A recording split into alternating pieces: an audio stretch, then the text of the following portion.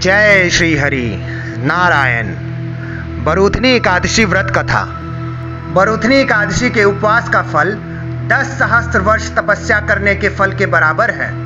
धर्मराज युधिष्ठिर बोले, हे भगवान, मैं आपको नमस्कार करता हूँ। आपने चैत्र मास के शुक्ल पक्ष की एकादशी अर्थात कामदा एकादशी के बारे में विस्तार पूर्वक बतलाया था।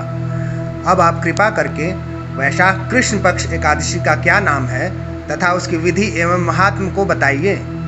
भगवान श्री कृष्ण ने कहा, हे राजेश्वर, वैशाख मास के कृष्ण पक्ष की एकादशी को बरूथनी एकादशी कहते हैं। यह सौभाग्य देने वाली, सब पापों को नष्ट करने वाली तथा अंत में मोक्ष देने वाली है। इसकी महात्म कथा आपसे कहता हूँ। बरूथनी एकादशी व्रत कथा।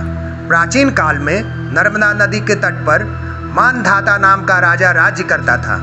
वह अत्यंत दानशील तथा तपस्वी थे। एक दिन जब वह जंगल में तपस्या कर रहे थे, तभी न जाने कहां से एक जंगली भालू आया और राजा का पैर चबाने लगा। राजा पूर्ववत अपनी तपस्या में लीन रहे। कुछ देर बाद पैर चबाते चबाते भालू राजा को घसीट कर पास के जंगल में ले गया। राजा बहुत घबराया, मगर तपस धर्म अनुकूल उसने क्रोध और हिंसा न करके भगवान विष्णु से प्रार्थना की। करुण भाव से भगवान विष्णु को पुकारा। उसकी पुकार सुनकर भगवान श्री हरि विष्णु प्रकट हुए और उन्होंने चक्र से भालू को मार डाला।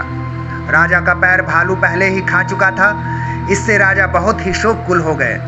उन्हें दुखी देखकर भगवान विष्णु बोले, हे वत्स, शोक मत करो। तुम मथुरा जाओ और बरूथनी एकादशी का व्रत रखकर मेरी वराह अवतार मूर्ति की पूजा करो। उसके प्रभाव से पुनः सुदृढ़ अंगों वाले हो जाओगे। इस भालू ने तुम्हें जो काटा है, यह तुम्हारे पूर्व जन्म का अपराध था। भगवान की आज्ञा मानकर राजा मानधाता ने मथुरा जाकर श्रद्धापूर्वक बरूथनी एकादशी का व्रत किया। इसके प्रभाव से राजा शीघ्र ही पुनः सुंदर और संपूर्ण अंगों वाला हो गया। इस एकादशी के प्रभाव से राजा मानधाता स्वर्ग को गए। जो भी व्यक्ति भय से पीड़ित है, उसे बरूथनी एकादशी का व्रत रखकर भगवान विष्णु का स्मरण करना चाहिए। इस व्रत को करने से समस्त पापों का नाश होकर मोक्ष मिलता है। जय श्री हरि नारायण। ओम नमो भगवते वासुदेवाय।